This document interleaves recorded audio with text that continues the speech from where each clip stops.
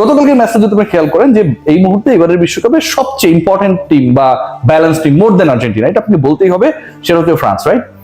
এখন এই ফ্রান্সকে যদি ঠেকাইতে হয়, মানে আর্জেন্টিনাকে চ্যাম্পিয়ন করতে গেলে তো আসলে এই মানে অন্য দলগুলো আসলে ইম্পর্টেন্ট না, আপনাকে কি করতে হবে? আপনাকে ফ্রান্সকে ঠেকাতে হবে।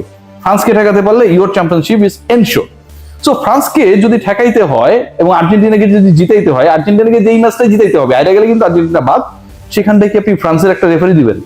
মানে এই ফ্রান্সের রেফারির কাছেও কি আসলে, আমি তো জানি না যে তার কিছু মোবাইল ছিল কিনা, যে বাংলাদেশ থেকে কয়েক লক্ষ কোটি টাকা পাঠালো, সেই টাকাটা আবার সে মোবাইলে দেখলো, দেখে টিকা হচ্ছে বললো যে ঠিক আছে ভাই, এখন থেকে ডিসিশন গুলো সব আর্জেন্টিনা ফেভারে যাবে। এটা সম্ভব? মানে আমি যাকে থ্রেট মনে করতেছি তার একজন প্রতিনিধি আমি আমার গুরুত্বপূর্ণ ম্যাচে, যে ম্যাচে আমি 2 নম্বরই করবো, সেখানটা দেখে দিতেছি। কলম্বিয়ার সাথে যে ম্যাচটা হয়েছিল গতকাল সুইজারল্যান্ডের, আর্জেন্টিনা ম্যাচের পরে trust me or not Giani Infantino ওই ম্যাচের রেফারিকে ফোন করছে। সত্যি কথা, বাঙ্গুরা এটা নিয়ে হাসাহাসি করেন না, কারণ আপনারা তো এটাই বলতে চাচ্ছেন, আমি আপনাদের পক্ষে চলে গেলাম জান। এবং ফোন করে বলছে যে কোনোভাবেই কলম্বিয়া যেহেতু কোপা আমেরিকায় মানে আর্জেন্টিনারে কষ্ট মষ্ট দিছিল, কোনোভাবেই যেন আসলে সুইজারল্যান্ড না হারে, এই ম্যাচে সুইজারল্যান্ডকে জিততে হবে। সুইজারল্যান্ডকে জেতার পর সুইজারল্যান্ড আর্জেন্টিনা মুখোমুখি হবে, আর্জেন্টিনা তাহলে সেমিফাইনালে চলে যাবে। খেয়াল করে দেখুন এই যে টাকা পয়সার হিসাবটা আসছে, লিওনেল মেসি টাকা দিয়ে কিনে নিছে, লিওনেল মেসি অনেক টাকা রয়েছে, হিজ মাফিয়া, এটা সেটা।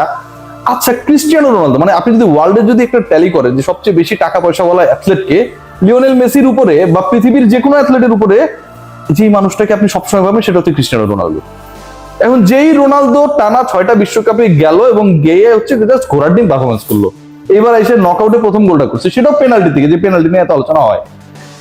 সেই ক্রিস্টিয়ানো রোনালদো কিছু টাকা পয়সা, যার টাকা লিওনেল মেসির থেকেও বেশি, দিয়ে পর্তুগালকে ওয়ার্ল্ড কাপটা জিতাইতে পারলো না। ইউরোপের যে এত এত দলগুলো তারা হচ্ছে ফাইট করতেছে, সেই 66-র পরে ইংল্যান্ড ওয়ার্ল্ড কাপ জিততে পারে নাই। চিন্তা করা যায়, সুইজারল্যান্ডের এত প্রভাব, মানে আর্জেন্টিনার সাথে তারা খেলবে, তার আগ পর্যন্ত তারা এই ম্যাচে মুখোমুখি হওয়ার পরে কি হবে আমরা জানি না, আগ পর্যন্ত জীবনে ওয়ার্ল্ড কাপ জিততে পারে নাই। এই যে নরওয়ে বলেন, তারপরে হচ্ছে জার্মানি বলেন, প্রত্যেকটা দেশ তো অনেক বেশি স্টাবলিশ না, আমরা তো লন্ডন নিয়ে এগোর কাছ থেকে, তো এদের টাকা পয়সা লিওনেল মেসি থেকে কমে গেছে, যে কারণে এরা হচ্ছে ফিফারে কিনতে পারে না। আবার ফিফার যেই লোকটা হচ্ছে বিভিন্ন জায়গায় বিক্রি হয়, জিয়ানি ইনফান্তিনো, তিনি আবার সুইডেনের নাগরিক, ও আবার ইউরোপিয়ান, কিন্তু সে হচ্ছে টাকা খায় হচ্ছে ল্যাটিনের কাছ থেকে, ইউরোপ থেকে টাকা নেয় না। এই যে ব্যাপারগুলো ঘটতেছে এবং এত দারুণ করে ঘটতেছে, যেই ব্যাপারগুলো বাংলাদেশের যারা ফুটবল ক্রিটিক, যারা হচ্ছে ওই যে ভ্রাম্যমান হচ্ছে অস্থায়ী দোকান বঙ্গবাজারের, এরা যেভাবে এই ব্যাপারগুলোকে নেইল করছে, বের করে আনছে, ইনভেস্টিগেট করছে, আমার কাছে মনে হয় যে এটার জুরি মেলা ভার। মানে এরকম ভাবে কেউ এত সুন্দরভাবে এই ঘটনাগুলো কিভাবে বের করতে পারে? এটা কি সম্ভব? সম্ভব, কারণ বাংলাদেশে এই সাপোর্টাররা রয়েছে।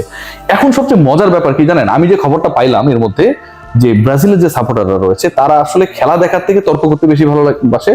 আরেকটা জিনিস তারা পছন্দ করে, সেটা হচ্ছে তাদের যে সময়টা আরামের, মনে করেন এদেরকে কিন্তু ভোরবেলা পাবেন না, এদেরকে পাবেন হচ্ছে সন্ধ্যার পর থেকে অ্যাভেলেবেল, ওই আরামের সময়টা এরা বিসর্জন দেয় না।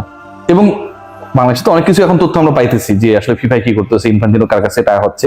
তো যেহেতু বাংলাদেশের লোক অনেক তথ্য পাচ্ছে, আমি কয়েকজনের কাছ থেকে খবর পেলাম যে ব্রাজিলের ম্যাক্সিমাম সাপোর্টার ব্রাজিলের ওই ম্যাচটা দেখে নাই, ভোরবেলা খেলা ছিল এবং তারা বুঝতে পারতেছিল যে তারা হাইরে যেতে পারে, এই কারণে তারা ওই খেলাটা দেখে নাই। এবং ওই খেলা যেহেতু তারা হাইরা গেছে, তাদের তো তর্ক করারও কিছু নাই, তো খেলা দেখলে কি আর না দেখলে কি, তারা সবাই এনার্জিটা রেখে দিছিল আর্জেন্টিনা ম্যাচ দেখার জন্য। কেপভার্দের বিপক্ষে তারা ম্যাচ দেখেছে এবং ওটা হচ্ছে হাইয়েস্ট ভিউ, 2.7 বিলিয়ন কিছু একটা হবে।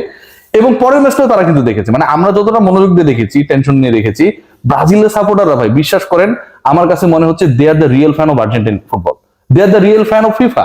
কারণ এই খেলা যত বেশি মানুষ দেখবে, ব্রডকাস্টাররা তত বেশি রেভিনিউ ফিফারে দিবে, জিয়ানি ইনফান্তিনো কোষাগারটাকে তত হাই লেভেলে নিয়ে যেতে পারবে।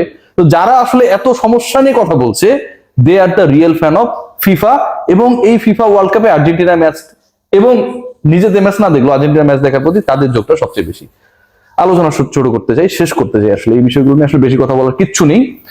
গতকালকের ম্যাচে যে উরু আছে না, আমরা যেটাকে বলি, ওইটাকে টাচ কইরা, মানে ওইটা দিয়া লিওনেল মেসি গোল দিছে। মেসির যতটা দুর্বল মনে হয় ও আসলে ততটা না, আর আর্জেন্টিনার যতটা আপনাদের মতো বেকুব মনে হয়, আর্জেন্টিনা দল হিসেবে ততটা না। এতদূর পর্যন্ত আসার জন্য যোগ্যতা লাগে। ক্রিস্টিয়ানো রোনালদোর দল ক্রোয়েশিয়ার বিপক্ষে ভিআর এর সুবিধা পাইছিল, ক্রোয়েশিয়ার গোল বাতিল হয়েছিল, মনে আছে? লুকা মধ্যে যেটা নিয়ে কথাও কইছে, এইটা আপনারা খোঁজ রাখেন নাই কেন জানেন? কারণ আপনারা শুধু আর্জেন্টিনার খেলা দেখেন, উই আর ব্লেসড যে আপনারা শুধু আর্জেন্টিনার খেলা দেখেন। সবাই ভালো থাকবেন, টেক গ্রেট কেয়ার।